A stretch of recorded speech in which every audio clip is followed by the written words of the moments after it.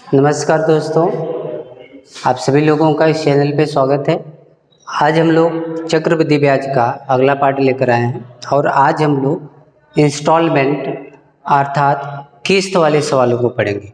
और आज के जो टॉपिक होंगी वो अब बहुत ही इम्पोर्टेंट होने वाली है, क्योंकि यहाँ पर आपको किस्त के जितने भी सवाल आपसे पूछे जाते हैं उन सभी सवालों का हम चर्चा करेंगे। देखिए, बेसिकली किस्त में आपसे सवाल क्या दिया होगा कि सवाल में आपको मूलधन दे देगा और उसमें हो सकता है उसने कहा कि भाई 2 किस्त 3 किस्त में आपको चुकाना है उसको, तो आप प्रत्येक किस्त अगर समान होगी तो प्रत्येक किस्त क्या होगी ये आपको बताना हो सकता है। या हो सकता है आपको किस्त दे रखी हो, प्रत्येक किस्त दे रखी हो और आपसे पूछ दे कि मूलधन आपने कितना लिया था, तो ये कंडीशन आपकी बन सकती है। दूसरी कंडीशन आपकी ये बन सकती है कि वो पहले साल दूसरे साल की किस्त दी हो और तीसरे साल की किस्त अब बतानी हो। चौथी कंडीशन में ये हो सकता है कि 2 साल की इकट्ठी किस्त दी हो और तीसरे साल की आपको किस्त बतानी हो, या लास्ट की 2 किस्त दी हो और पहली किस्त बतानी हो। दूसरा और भी कंडीशन आपका लगा सकते हैं कि हो सकता है कि सारी किस्त समान ना होकर अलग अलग भी हो। तो हम इन सभी मतलब कि विषयों पर चर्चा करने वाले हैं। यानी कुल मिला जुला कर ये जो वीडियो होने वाली है बहुत ही इम्पोर्टेंट होने वाली है, तो आप पूरी वीडियो को देखिएगा और समझिएगा। अगर सवाल इंस्टॉलमेंट से आता है तो आपका 1 नंबर पक्का होगा, ठीक है ना। तो बहुत ही ध्यान से इस वीडियो को आप देखिएगा। तो शुरू करते हैं आज की वीडियो, ठीक है। तो देखें दोस्तों क्या लिखा हुआ है। कह रहा है कि एक जो है राशि है 8400 का और उधार ली गई थी और 10% की ब्याज पर दी जा रही है और इसे 2 बराबर किस्तों में आप चुका रहे हो, तो बताना है प्रत्येक किस्त की मान क्या होगी। तो अब यहाँ पर देख लीजिए, यहाँ पर आपको कहा कि भाई आपका जो प्रिंसिपल है वो 8400 है, बात समझ में आ रहा है, और आपका जो रेट है वो दे दिया है 10% है। आपको कितनी किस्त देनी है, तो आप कहेंगे जी किस्त तो हमको 2 देनी है और कैसी देनी है, समान देनी है। बात समझ में आ गया। तो अब इसको आप कैसे सॉल्व करेंगे, ठीक है ना।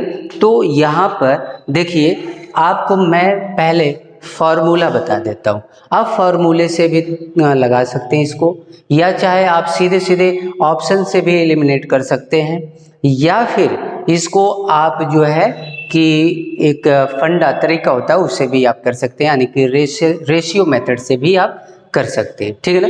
तो हम यहाँ पर तीनों अप्लाई करके देखते हैं।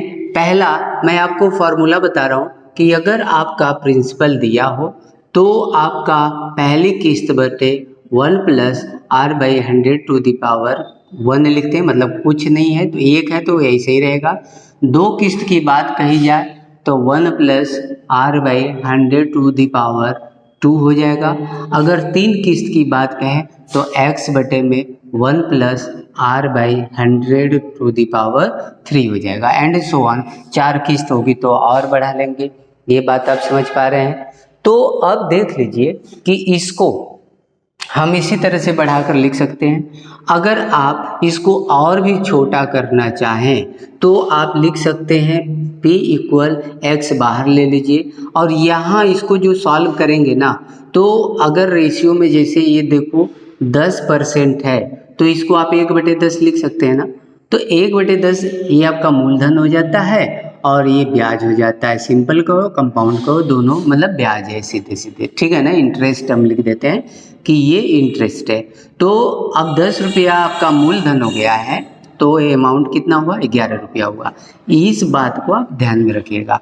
तो जो ये मूलधन होता है उसको आप कहाँ लिखेंगे जी, तो आप कहेंगे जी उसे तो हम ऊपर लिख देंगे और नीचे क्या लिख देंगे, जो आपका अमाउंट हो रहा है। मतलब चूंकि एक p मैं यहाँ पर यूज कर चुका हूँ तो इसलिए वहाँ के लिए p' डाल देता हूँ और अमाउंट डाल देता हूँ। 2 साल की बात होगी तो p' करेंगे फिर अमाउंट डाल देंगे। 3 साल की बात होगी तो p' डाल देंगे फिर अमाउंट, मतलब ये भी क्यू रहेगा ये स्क्वायर रहेगा, एंड सो ऑन, ये आगे बढ़ता जाएगा। बात समझ में आ गया होगा, क्लियर बात समझ में आ रहा है। ये जो रखेंगे यहाँ से रखेंगे, ये बात क्लियर है। तो अब इसको रख के देख लो, आपका दिया है ये 8400 है, बोलो समझ में आया, ये 8400 है। अब x ही बताना है, 2 साल की बात है, तो 2 साल की बात है तो पहले हम ये देखो मूलधन आपने p निकाला है, अमाउंट के 11 निकाल लिया है, तो आप कहेंगे जी 10 बटे में 11, बात समझ में आ गया। फिर 10 का स्क्वायर कर दीजिए, या डायरेक्ट हम 100 लिख देते हैं, और 11 का स्क्वायर 121 लिख देते हैं। बोलो इतना समझ में आया। ये यहीं पे रोकेंगे, क्यों रोकेंगे, क्योंकि आपसे केवल 2 किस्तों की ये बात की है। बात क्लियर हो गया। तो अब देख लीजिए आप कि आप क्या कैसे अब हल करेंगे। अब तो बस सॉल्व करना है ना। तो यहाँ x है आपका, यहाँ से आप क्या करिए कि सीधे सीधे 10 बटे 11 कॉमन ले सकते हैं, तो ये 1 प्लस यहाँ 10 बटे 11 बच जाएगा। बोलो ये क्लियर है। तो अब क्या कर सकते हैं कि ये आपका 8400 रहा, और ये रहा x, ये रहा 10 बटे 11 गुणे ये 10 से कम 10 और सॉरी 11 कम 11 और 10 कितना हो जाएगा 21 बटे 11। बोलो यहाँ तक ठीक हो गया। तो अब आप क्या कर सकते हैं, चूंकि x की वैल्यू बतानी है आपको, किसकी वैल्यू बतानी है, x की, तो यहाँ पर दिखेगा नहीं, मैं आगे लिख देता हूँ, x की वैल्यू बतानी है। तो ये जो 84 है, इस 84 में ये नीचे वाले आके ऊपर हो जाएंगे, मतलब नीचे वाले इसमें गुणा हो जाएंगे और ये ऊपर वाले इनमें भाग कर दिया जाएगा। मीन्स आप 11 गुणे 11 और बटे में आप 10 गुणे में 21 कर सकते हैं। तो आप देख लीजिए, एक 0 से काट दीजिए, 21 चौक 84 होता है 40, और इसका 121 हो गया। 121 में अगर हम गुणा कर देते हैं तो 12 चौक 48 और ये हो जाएगा 40। मीन्स क्या हुआ 48 40 आपका आंसर हो गया। बोलो ये बात समझ में आ गया, क्लियर है ना। अब हम इसका दूसरा मेथड देख लेते हैं, ठीक है ना। अब दूसरे मेथड में आप क्या करोगे कि यही रेशियो पकड़ोगे कि मूलधन 10 रुपया था तो मिश्र धन कितना होगा 11 रुपया। रेशियो मेथड बता रहा हूँ मैं कि मूलधन यदि 10 रुपया है तो मिश्र धन 11 होगा 1 साल के लिए। 2 साल की बात होगी तो ये 100 हो जाएगा और ये 121 होगा, मतलब 2 साल रहेगा तो इनका वर्ग करेंगे, 3 साल होगा तो क्यूब करेंगे। अब 3 साल की अगर बातें होती तो आप यहाँ 1000 लिखते और यहाँ 1331 लिख देते हैं। बात समझ में आ रही है। तो अब देख ले, चूंकि 2 साल की बात है तो किस्त उसने कहा है समान होनी चाहिए, ये आप ध्यान रखेंगे। तो किस्त समान है तो ये किस्त सबसे बड़ी कितनी आ गई 121, लेकिन ये कितनी है 11 है। तो इसको 121 बनाना हो तो आप क्या करोगे, तो आप कहोगे जी 111 का इसमें गुणा करेंगे तो ये भी 121 हो जाएगा। अब देखिए किस्त बराबर हो गया ना। तो हम इधर 11 का गुणा किए हैं तो ये काम आपको इधर भी करना पड़ेगा, तो ये भी गुणा करेंगे तो कितना हो जाएगा तो 110 होगा। अब देख लीजिए मूलधन कितना हो गया 110 ए और 100 ए कितना हो गया 210। बोलो बात समझ में आया, ये 110 और ये 100, 210 आपका मूलधन हो गया। और इस मूलधन के लिए आपकी किस्त कितनी रही, प्रत्येक किस्त 121 रुपये की। ये नहीं कि इसको भी जोड़ लीजिएगा, ये प्रत्येक किस्त की बात हो रही है, ठीक है ना। कि अगर टोटल आपका मूलधन अगर 210 रुपया होता तो आपकी ये किस्त 121 रुपये की पड़ती। ये बात समझ में आ गया। तो अब लेकिन हमारा मूलधन एक्चुअली में कितना है 8400 है। कितना है 8400। तो जब 8400 है तो इसका देखो ये कितना गुना है, तो आप कहेंगे जी 40 गुना है, तो आप इसका भी 40 गुना कर दीजिए तो आपको 48 40 आपको मिल जाएगा। ये आपकी प्रत्येक किस्त की वैल्यू आ गई। बोलो समझ में आ गया, क्लियर बात समझ में आ गया। तो अब देख लीजिए ये 2 मेथड आप समझ गए, ठीक है ना। अब क्या करना है आपको कि तीसरा मैंने कहा कि ऑप्शन मेथड से भी एलिमिनेट कर सकते हैं। ऑप्शन को एलिमिनेट कर दो, हटा दो। तो ऑप्शन को देखो, आपको किस्त पूछा है यहाँ पे, तो किस्त पूछा है तो किस्त से भाग करेंगे तो किस्त यहाँ क्या है 11 121। तो जो भी आपका आंसर होगा वो या तो 11 से कटेगा या फिर 121 से कटेगा। ये आपको ध्यान रखना है, बस यही आपको ध्यान में रखना है कि अगर किस्त पूछा है तो इधर जो किस्त आ रही है उसी से आपको ट्राई करना है। मतलब आपका 10% है तो 10% को 1/10 लिखेंगे ना जी। तो आपका क्या होगा कि मूलधन अगर 10 रुपया है तो मिश्र धन 11 रुपया होगा, 2 साल में ये 100 रुपया होगा तो ये 121 होगा। तो किस्त पूछा है तो या तो किस्त 11 से कटने वाली होगी या 121 से कटने वाली होगी। बाई द वे 11 से कटने वाली 2 मिल गई तो हमको 121 से ही ट्राई करना पड़ जाएगा। बात समझ में आ रहा है? तो आप इसे देख लो, जो आप 48-40 निकाल रहे हो, क्या यह 11 से डिविजिबल है? तो आप कहोगे जी यस है, तो ये आपका आंसर हो गया। अगर बाय द वे कोई और दे देता संख्या, मान लीजिए हमने 13 से 31 भी ऑप्शन में डाल दिया, ये भी तो सॉरी इसे नहीं लेते हैं, ये थोड़ी ये कट जाएगा, 121 से भी कोई और अंक लेगा वो ऑप्शन, तो उसे भी आप ट्राई करोगे। तो अगर वो 11 से भी कट जा रहा है तो आपको फिर किससे चेक करना होगा? 121 से। तो ये ऑप्शन एलिमिनेशन का ये नियम था। और ऑप्शन एलिमिनेशन में ये तभी लागू होगा जब प्रत्येक किस्त समान होगी। अगर किस्त अलग अलग होंगी तो आप एलिमिनेशन मेथड इसमें नहीं लगा सकते। बात समझ में आ गया होगा? क्लियर है ना? कोई डाउट नहीं रहना चाहिए। तो अगला सवाल हम देख लेते हैं अब, ठीक है? तो देखें दोस्तों, अब ये सवाल कह रहा है कि यहाँ भी 2 किस्तों में कोई ऋण चुकाया जा रहा है और प्रत्येक किस्त 1210 की है। चक्रवृद्धि ब्याज की दर 10% है। तो वो आप धन कितना उधार लिए थे ये आपको बताना है। तो सवाल अभी जो लगाए वही है, बस इसने किस्त की जगह पे मूलधन पूछ दिया है। मीन्स यहाँ पे मूलधन ही गायब है, ठीक है ना? रेट आपको 10% दे रखा है और जो आपका इंस्टॉलमेंट है यानी किस्त जो है वो कितना दे रखा है? 1210 रुपये दे रखा है, ठीक है ना? वो कह रहा है 2 किस्त आप चुका रहे हो और हर किस्त 1210 की है, तो आपने उधार लिया कितना था? तो अब जो है आप इसे P से भी लगा सकते हैं। P किस्त दे दिया है 1210, फॉर्मूला आपको याद होगा तो ध्यान रखिएगा, नहीं है तो फिर से देख लीजिए। x होता है और यहाँ पर प्रिंसिपल बटे अमाउंट, प्रिंसिपल स्क्वायर बटे अमाउंट स्क्वायर, 2 साल की बात है तो इतना ही रखेंगे, ठीक है ना? तो प्रिंसिपल यहाँ से अगर देखा जाए तो 1/10 है, तो वही प्रिंसिपल 10 और अमाउंट 11 होगा। बात समझ में आ गया? तो अब देख लीजिए आपने क्या किया है कि यहाँ प्रिंसिपल 10 अमाउंट 11 फिर प्लस प्रिंसिपल 10 का स्क्वायर 100 अमाउंट 121। बोलो ये समझ में आ गया? अब देख लीजिए 1210 है ये, और यहाँ पर हम चाहे तो 10/11 कॉमन ले लेते हैं, ठीक है ना? तो 10/11 कॉमन ले लीजिए, 1 प्लस यहाँ से बचेगा 10/11, ये बचेगा ना, ये पूरा कॉमन हो गया तो यहाँ 1 बचेगा, यहाँ से 10 कॉमन हुआ तो 10 बचा, यहाँ से 11 कॉमन हुआ तो 11 बच गया ना। तो 10 से कम 10 है कि 11, बिल्कुल पिछला ही सवाल है, बस इसने आगे का पीछे पूछ लिया है। तो 10/11 हो गया और ये कितना हो जाएगा आपका? 21/11।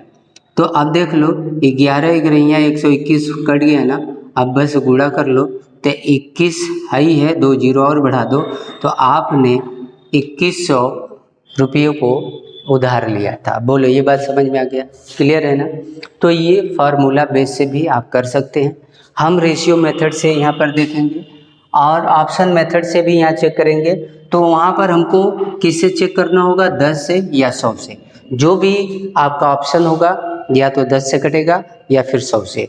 10 से कटने वाले अगर 2 ऑप्शन मिल जाते हैं तो हम 100 से चेक करेंगे और देखेंगे कि 100 से कौन सा कट रहा है, तो जो 100 से कटेगा वही आपका आंसर हो जाएगा। बात समझ में आ गया? अब क्या हुआ कि हो सकता है कि वो ऑप्शन में सभी 100 से कट जाए, तो वहाँ पर फिर ये एलिमिनेशन मेथड क्या होगा? फेल हो जाएगा। तो आपको या तो इसका सहारा लेना पड़ेगा या फिर रेशियो मेथड का। तो ये देख लो, आपने अमाउंट निकाल लिया 10 और सॉरी मूलधन 10 है तो अमाउंट 11 होगा। 2 साल में ये 100 होगा तो ये 121 होगा। चूँकि किस्त का क्या कहा है कि बराबर है, क्या है? बराबर। तो ये बराबर तो है नहीं, ये 121 है तो ये 11 है, तो इसको पहले बराबर करो। तो बराबर कैसे करोगे? जब 11 का गुणा करोगे तभी तो बराबर होगा भाई। ये 11 का गुणा करने पर ही तो 121 होगा। ये बात आपको सोचनी पड़ेगी। ऐसा नहीं है कि हम ही सोचेंगे तभी आप करेंगे, ये आपको सोचना है कि भाई ये 121 है, 11 है तो इसको भी 121 बनाए, कैसे? तो 11 का गुणा करके, बात समझ गए। तो आप 11 का जब गुणा इसमें किए हैं तो भाई इसको भी तो करेंगे, नहीं तो ये बेचारा अकेला ही तो रह जाएगा। कहे भैया हमारे पार्टनर को आप कर दिए और हम कहाँ जाएंगे अकेले, तो कहा भाई तू भी ले ले, इसका भी गुणा करवा दिया और ये हो गया कितना आपका 110। बात समझ में आ रहा है, 110 हो गया, ये 100 रहा, टोटल कितना हो गया जी 210। ये किस्त कितनी रही 121, लेकिन एक्चुअल में किस्त कितना है 1210, मतलब एक जीरो बढ़ा है ना, तो आप भी इसमें बस एक जीरो बढ़ा दो, मूलधन आ गया। बोलो समझ में आ गया, क्लियर है ना। तो आप अगला सवाल देख लेते हैं। ठीक है, देखिए अब एक सवाल और देख लेते हैं, ये क्या कह रहा है। कह रहा है कि कोई व्यक्ति है जो 5% वार्षिक दर से चक्रवृद्धि ब्याज पर 3 वर्ष के लिए 6000 का ऋण लिया है और 2 वर्ष में प्रति वर्ष उसने 2100 चुकाया है। ऋण से मुक्त होने के लिए तीसरे वर्ष में उसे अब कितनी राशि देनी पड़ेगी। अब ये सवाल घुमा दिया, ठीक है ना। अब ये आपको समान किस्त नहीं दिया है, अब तीनों किस्त आपकी समान नहीं रहेगी, अब सब किस्तें क्या है अलग होंगी, मतलब 2 एक जैसी हैं और एक अलग होगी। तो अब इसको कैसे लगाओगे, तो अब यहाँ पर आपको कॉन्सेप्ट की आवश्यकता पड़ेगी, ठीक है ना, बात समझे। हालांकि ये जो फॉर्मूला आप लिखे थे उस फॉर्मूले से आप कर सकते हैं, उसमें कोई दिक्कत नहीं होने वाली, ठीक है ना। तो अब देखिए इसमें आप ले कितना रहे हैं, नोट कर लेते हैं पहले। आपका रेट 5% है जी, रेट आपका 5% है। आपका प्रिंसिपल 6000 रुपया है, आपने 6000 कर्जा लिया था। आपने 2 किस्त को, जो आपकी 2 किस्त है उसको आपने कितना में दिया था 2100 रुपये प्रति किस्त की दर से दे दिया है। आपसे तीसरी किस्त को पूछा है कि कितनी थी, कि वो देकर उससे ऋण मुक्त हो जाए। बात समझ में आ गया ना। तो अब देख लीजिए इसको कैसे करेंगे। अब यहाँ पर आपको कॉन्सेप्ट जगाना है। कॉन्सेप्ट का मतलब देख लीजिए कैसे आप करेंगे, समझने का प्रयास करिएगा। ये अब सवाल आपका ओरिजिनल आया है कि ऐसे एग्ज़ाम में सवाल आएंगे तो आपका वो रेशियो मेथड और ये फार्मूला लंबा तो होगा लेकिन हो जाएगा। लेकिन यहाँ कॉन्सेप्ट अब जगाना है। 5% है तो इसको आप 1/20 लिख सकते हैं। बोलो ये लिख सकते हैं नहीं लिख सकते हैं, ओके। अब 1/20 है, इसका मतलब मूलधन आपका 20 है तो मिश्र धन 21 रुपया होगा ना, पक्की बात है। अब इसके बाद देखें क्या हो रहा है कि इसमें हम ले लेते हैं कि उन्हें 6000 तो पहले उधार लिया था और उसके बाद 1 साल बाद ये धन कितना होगा ये आप पता कर लोगे। 1 ईयर की बात, मतलब 3 साल है, तीनों साल आपको ध्यान देना है। पहले साल में अगर ये अमाउंट 20 होता तो ये पक्का 21 होता कि नहीं होता ना। बात समझ में आ रहा है। तो अब देख लीजिए ये 20 न होकर के 6000 है, इसका मतलब ये 20 का कितना गुना आपको दिख रहा है, तो आप कहोगे जी 300 गुना दिख रहा है। मतलब 20 में अगर 300 का गुणा करें तभी 6000 आएगा, या इससे इसमें भाग करो तो 300 आएगा। तो आप भी यहाँ 300 का गुणा कर लेंगे। बात समझ में आया। 300 का गुणा करेंगे तो 21 तिया 6300, मतलब यहाँ पर अमाउंट आपकी कितनी हो गई 6300 रुपया हो गया। मतलब आपने जो 6000 रुपया उधार लिया था वह 1 साल बाद कितनी हो गई 6300 हो गई। तो इस 6300 में आपने क्या किया कि भाई कह दिया भैया हम 2100 आपका किस्त भर दे रहे हैं, तो किस्त भर दिए आप, तो आपके पास कितना बच गया 4200 रुपया। बोलो यहाँ तक समझ में आ गया। ये बात अभी तक समझ गए ना कि 6000 रुपया आपने उधार लिया था और 1 साल में वो 6300 हो गया। उस 6300 में से आपने 2100 दे दिया, ठीक है ना। अब उसके बाद जब 2100 दे दिया तो 4200 बचा। अब ये 4200 अगली साल में यानी 1 साल के लिए फिर ये कुछ रकम होगा नहीं होगा। बात समझ रहे हैं। तो अब रेशियो तो वही होगी कि भाई ये 20 होता तो पक्का 21 होता, रेशियो तो वही होगा। 1 साल के लिए रेशियो सेम होगा। अगर ये 20 रुपया होता तो ये 21 रुपया होता है। ये बात समझ में आ रहा है। तो तो अब यहाँ इसे 400 से 441 मत करना, जैसे पिछले सवाल में हम कर रहे थे 2 साल के लिए 400 और फिर 441, ऐसा नहीं। क्यों नहीं? क्योंकि मामला 1 साल का है, वहाँ 2 साल का होता था। 2 साल की बात होती तो हम यहाँ भी कर लेते। बात समझ पा रहे हैं ना? तो ध्यान रखेंगे 1 साल की बात हो रही है। तो ये 20 रुपया का कितना गुना है? तो आप कहेंगे जी 21 यानी 210 गुना है। तो इसका भी 210 गुना कर दो, 210 गुना आप कर दो, तो 21 का 441 और एक जीरो बढ़ा दो, मतलब जो 4200 रुपया था आपका 4410 रुपया हो गया। बात समझे? और देखो ये बार बार परेशान कर रही है यार, ठीक है ना? तो अब देख लेते हैं इसमें हम लोग क्या करते हैं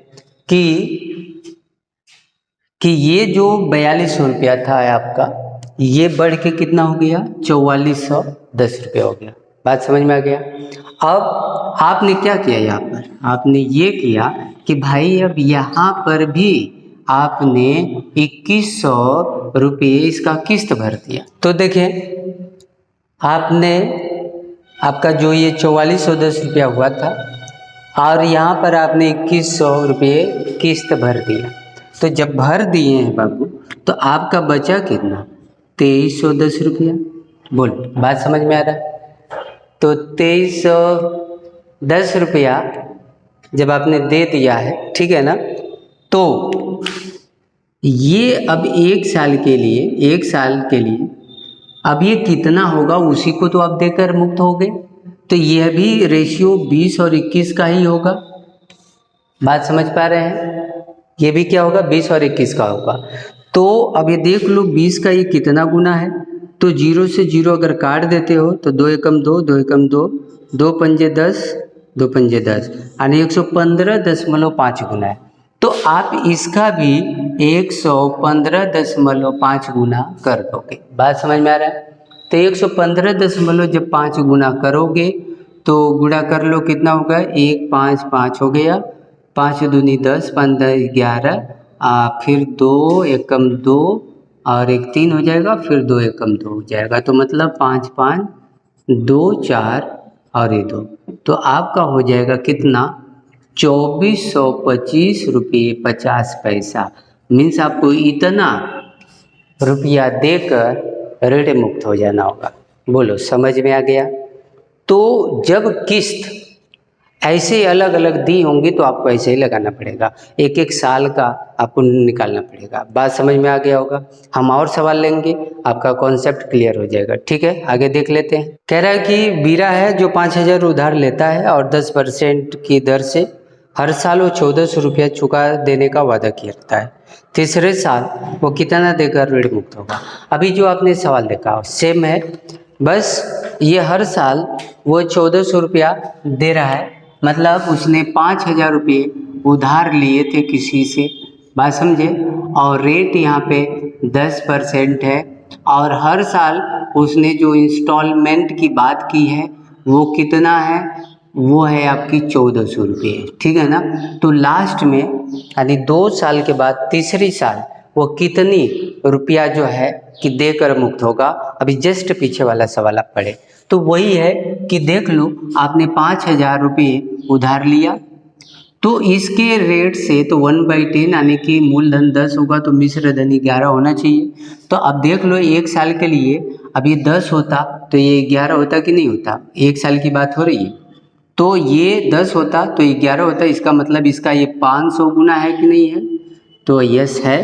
तो इसका भी आप 500 गुना कर दो तो 5500 रुपया होगा कि नहीं होगा?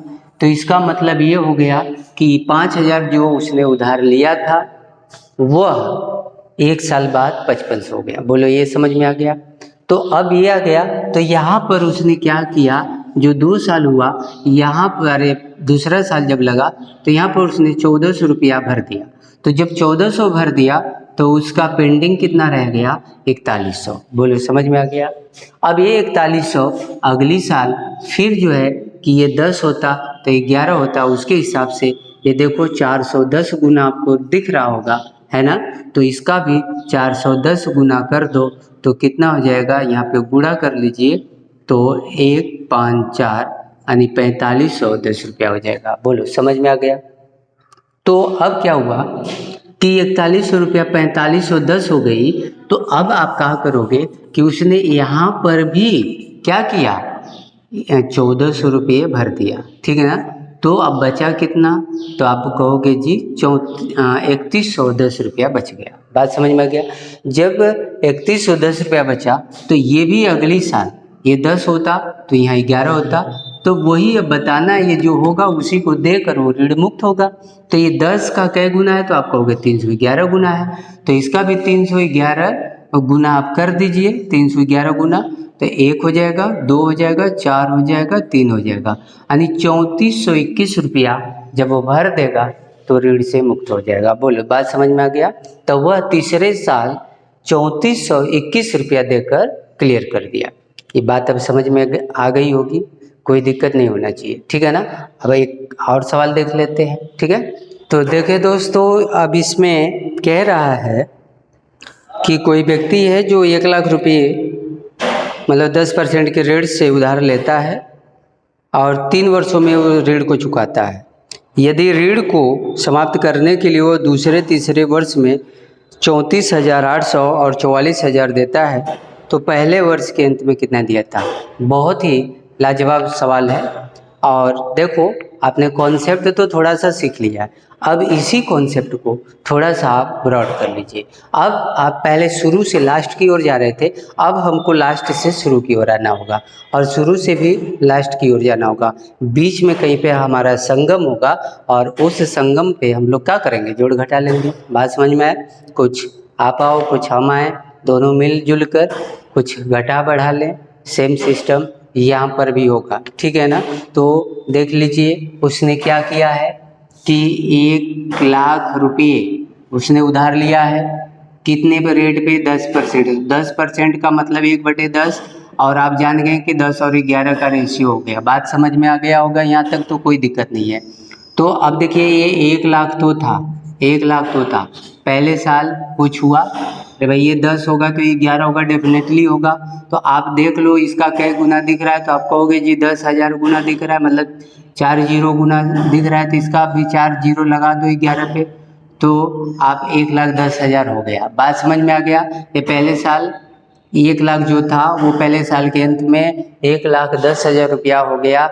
ये बात आपका क्लियर हो जाना चाहिए। बात समझ में आया। अब आगे देख लो, क्या देखना है हमको कि अब ये जो रकम है अब ये रहने दो, हम आगे चलते हैं यहाँ पर। तो यहाँ पर वो क्या करता है, ये रकम क्या होती है पता नहीं, लेकिन वह यहाँ पर 34,800 रुपया भरता है, ठीक है ना। 34,800 ही है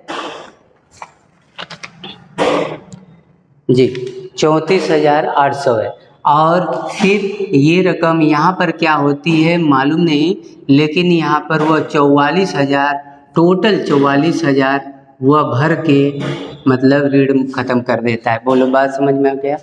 तो अब देखो ये 3 साल की बात है, 1 साल यहाँ हो गया, 1 साल ये हो गया, 1 साल ये हो गया। बोलो ये समझ में आया, क्लियर है ना। तो जब 1-1 साल की बात है, रेशियो 10-11 का होगा, तो यहाँ 10 होना चाहिए, तो ये 11 होगा। ये बोलो सही है, ये बात समझ में आ रहा है ना। कोई बहुत रॉकेट साइंस नहीं है, बस आपको ये समझना है कि ये 10-11 का रेशियो है, तो यहाँ जो भी अमाउंट होगा 10 होगा तो अगली साल वो 11 होगा, ये डेफिनेट है। बात समझ गए। तो अब अगली साल मतलब लास्ट में वो तो टोटल 44,000 हुआ है, कितना गुना दिख रहा है, तो कहोगे 4,000 गुना दिख रहा है। तो इसका अर्थ ये हुआ कि इसका भी यहाँ कोई अमाउंट रहा होगा जो 4,000 गुना होगा। तो इसका मतलब 4 पे 3 1 जीरो और बढ़ा दो तो 40,000 रुपये यहाँ रही होगी। बात समझे, जिस जो बढ़ के 44,000 हुआ होगा। बोलो ये बात समझे। ये 44,000 किसका हुआ होगा, इसका थोड़ा ना हुआ होगा, ये तो आपने किस्त दिया है, किस्त थोड़ा बढ़ के हुई थी। किस्त देने के बाद जो रकम बची थी वो न 44,000 हुई है। ये बात पकड़िएगा ध्यान से कि आपने इतना तो दूसरे साल के अंत में आपने इतना किस्त दिया है। क्या दिया है, किस्त दिया है, तो जब ये किस्त दे दिए हैं आप तो कुछ तो रकम बची होगी। अब वही रकम 1 साल के बाद 44,000 हो गई होगी, तो आपको तो यही पता करना है कि कौन सी रकम थी जो 44,000 हुई। तो देख लो 10 और 11 का रेशियो होता है, तो इसका ये 4,000 गुना, तो इसका भी 4,000 गुना कर दो, तो 40,000 यहाँ थी, बची थी, वह 44,000। तो आप देखो ये 44,000 यहाँ बची थी और इतना आपने दे दिया था, इसका मतलब यहाँ 74,800 रुपया हुआ था। ये रकम बढ़कर, बात समझ में आया? और ये रकम नहीं बढ़ी थी, यहाँ पे जो बची थी वो बढ़ के यहाँ हुई थी। बोलो बात समझ में आ रहा है? क्योंकि आप किस्त दे रहे हो ना भैया, तो किस्त देने के बाद जो रकम बचती है उसी पे तो ब्याज लगेगा। बात समझ पा रहे हो ना? किस्त आपने दे दिया तो जो रकम बचेगी उसी पे तो आप ब्याज दोगे। तो यहाँ पर तो ये 1 साल बाद इतना टोटल रकम हुई है, लेकिन ये वैसे भी देख लो 1,10,000 बढ़ के 74,800 कैसे होगा भाई? ऐसा तो होगा नहीं। आपका मूलधन इतना है और ब्याज लगाएं फिर भी मूलधन से कमी आ जाए अमाउंट, ऐसा हो सकता है क्या? कभी नहीं होगा। बात समझ में? हाँ वो हो सकता है, अगर पी पा के लगा दे तो हो जाएगा, उसमें कोई दिक्कत नहीं है, लेकिन ओरिजिनलिटी तो यही है कि ऐसा नहीं हो सकता। बात समझ पा रहे हैं? तो अब एक्चुअली में ये इतना हुआ है, तो यहाँ पर वो कौन सा धन बचा हुआ था? तो अब रेशियो देख लो, ये 10 होगा तो ये पक्का 11 होगा, तो इसका ये कितना गुना आपको नजर आ रहा है? तो आप कहेंगे जी 11 छक्का 66 यानी 6800 गुना आ रहा है। तो अब इसका भी 6800 गुना कर दो, तो इसका मतलब 6800 गुना करेंगे तो यहाँ पे 68,000 हो जाएगा। बात समझ में आ गया? तो यानी कि यहाँ पर जो अमाउंट 68,000 थी वही 1 साल बढ़ के 74,800 हुई। बोलो समझ में आ गया? तो अब चूंकि 1 साल बाद ये इतना हुआ था और इतना ये बचा था, इसका मतलब उसने दिया कितना था? तो बस इसमें से इसको घटा ही दो, तो 3 जीरो तो ये बढ़ा लो, फिर उसके बाद ये हो गया 2, 10, 4 यानी 42,000 ये पहली किस्त थी जिसको बीरा ने पेमेंट किया था। बोलो समझ में आ गया? बढ़िया से कॉन्सेप्ट समझ में आ गया? इस कॉन्सेप्ट को आप भूलिएगा मत, इस कॉन्सेप्ट से आने वाले जो एग्ज़ाम होंगे उसमें पक्का सवाल आएंगे, ठीक है ना? क्लियर है? आगे देख लेते हैं। तो देखें दोस्तों, क्या कह रहा है कि कोई व्यक्ति है जो 10% की दर से 3 वर्ष के लिए उधार लेता है और 2 वर्ष बाद वो 66-34 चुकाता है और तीसरे वर्ष के अंत में 13,200 का भुगतान करके ऋण से मुक्त हो जाता है, तो वो कितना उधार लिया था? अब सवाल में देखिए थोड़ा सा ट्विस्ट पैदा कर दिया। अब 1-1 साल का नहीं दिया, 2 साल का इकट्ठा दे दिया, तीसरे साल का दे दिया। आपसे मूलधन पूछा है। सबसे पहले वाले सवाल में क्या था? सारी किस्त देकर मूलधन पूछ लिया था। बात समझ में आ गया था? अब यहाँ पर क्या किया है? 2 का इकट्ठा दिया है और तीसरे का अलग दिया है और फिर आपसे मूलधन पूछा है। तो हम देखिए रेशियो मेथड नहीं अप्लाई कर सकते, क्योंकि वो कब अप्लाई होता है? जब किस्त सभी समान हो, लेकिन जब अलग अलग हो तो आपको मैनुअली करना पड़ेगा। मैनुअली में क्या है? थोड़ा सा दिमाग लगाना पड़ेगा, थोड़ी सी ट्रिक लगानी पड़ेगी। बात समझ रहे हैं ना? तो चले लगाते हैं। देखें उसका रेट कितना है, तो रेट आप कहोगे भैया रेट है 10%, तो 10% जैसे ही आया हमारे दिमाग में एक बात आ जाती है कि भैया मूलधन 10 तो अमाउंट कितना? 11। ये बात समझ रहे हैं? ये बात तो क्लियर हो है? देखो हमेशा 10% ही नहीं आएगा, हो सकता है 12.5% आ जाए, ठीक है ना? कुछ भी आ सकता है, तो आप उसको बदल सकते हैं। बात समझ रहे हैं ना? तो आप बदल लीजिएगा। यहाँ पर सवाल 10% में ही है तो हम इसे कर लेते हैं। उसके बाद उसने कहा है कि 3 किस्त चुकाता है, जो फर्स्ट है और सेकेंड जो किस्त है ये 66-34 है, और जो थर्ड किस्त वो दे रहा है वो 13,200 दे रहा है। थर्ड किस्त 13,200 दे रहा है। तो उसने कहा कि भैया उसने उधार कितना लिया था। तो देखिए फार्मूले वाले से तो कर सकते हैं, उसमें कोई दिक्कत नहीं है, वहाँ से आप कर सकते हैं, ठीक है ना? वो सब फार्मूले अलग अलग हो जाएंगे, क्योंकि x की जगह पे हम 2 को x जैसा रख देंगे और एक अलग रख देंगे, हम हल कर सकते हैं। लेकिन अब रेशियो से करने में तकलीफ हो जाएगी, आप कॉन्सेप्ट लगा लो। हमें नहीं मालूम कि वो कितना धन उधार लिया था, यहाँ पर ये भी नहीं मालूम, लेकिन यहाँ पर 2 साल की बात है, ठीक है ना, 2 साल की बात है। उसके बाद तीसरी साल, ठीक है ना, तीसरी साल में 13,200 देता है और ये 2 साल में वो 66 34 किस्त देता है। ये बात समझ पा रहे हैं? देखिए 2 साल की बात है, यहाँ पर कोई भी अमाउंट रहा होगा, अगर वो 10 होता तो 1 साल के लिए 11 होता। ये बात समझ पा रहे हैं? कोई भी अमाउंट होता, यहाँ प्रिंसिपल होता, मतलब मूलधन होता, तो अगर वो 10 होता तो 1 साल बाद 11 होता। लेकिन वही 2 साल इकट्ठे बताना हो तो ये 100 होता तो ये पक्का 121 होता। बोलो, ये बात समझ में आ गया? 2 साल का एक ही बार कह दिया तो आप इसको क्या करेंगे, ये 100 हो जाएगा और ये 121 होगा। अगर 3 साल का इकट्ठा देता तो ये 1000 होता और ये 1331 हो जाता। बोलो, बात समझ गए ना? क्लियर है ना? और इसको यार पकड़ के ले जाओ, बिना एडमिशन का पढ़ रही है और इधर उधर परेशान कर रही है, ठीक है ना? अब देखो दोबारा आना मत, मान नहीं रही है यार, भाई जा ना, एडमिशन पहले ले लो। अब देखो बाबू, अब ध्यान देते हैं हम लोग, इधर पॉइंट पे आते हैं, ठीक है ना? तो इसमें देखिए क्या हो रहा है कि अब क्या करो कि भाई ये 100 होता तो ये 121 होता, ये हमें क्लियर हो गया, ठीक है ना? तो अब देख लो आप, ठीक है ना, ये तो किस्त चुकाया था, बात समझ में आ रहा है, लेकिन अब ये हमको मालूम है, क्लियर है कि इन दोनों में तो 1 साल का ही गैप है, यहाँ 2 साल का गैप था, याद रखिएगा, ये 1 साल का है, ठीक है ना? तो यहाँ इन दोनों में जो रेशियो है वो हमारी 10 और 11 है। बोलो, यहाँ तक सही है ना? ये बात समझ में आ रहा? तो इसका अब ये पहले देखो, जो देखो पूरा मालूम है वहीं से कार्यक्रम चालू करते हैं। मूलधन मालूम होता है तो मूलधन ओर से चालू करते हैं, लास्ट का मालूम है तो लास्ट की ओर से चालू कर लो, बीच में से हम चालू नहीं कर सकते क्योंकि ये किस्त है ना कि यहाँ की अमाउंट है, तो यहाँ से आप चालू तो नहीं कर सकते। अगर ये अमाउंट दिया होता किस्त की बजाय, कहता कि दूसरे साल में कुल धन इतना हो जाता है, तो हम कार्यक्रम यहीं से स्टार्ट करते। ये ध्यान रखिएगा, हमको जो मालूम होगा वहीं से तो काम करना स्टार्ट करेंगे ना, बात समझ रहे हैं ना? तो अब देख लीजिए कि इसका कितना गुना आपको दिख रहा है, तो आपको हो गया जी 11 कम 11, 11 दूनी के 22 हो गया, यानी 1200 गुना हो गया। मीन्स यहाँ 1200, 10 का 1200 गुना करो तो 1200 गुना करेंगे तो 12,000 रुपया हो जाएगा। मीन्स ये किस्त देने के बाद, ध्यान से याद रखिएगा, ये किस्त देने के बाद इतना रुपया बचा था जो 1 साल में बढ़कर 13,200 रुपया हो गया। बोलो, बात समझ में आ गया?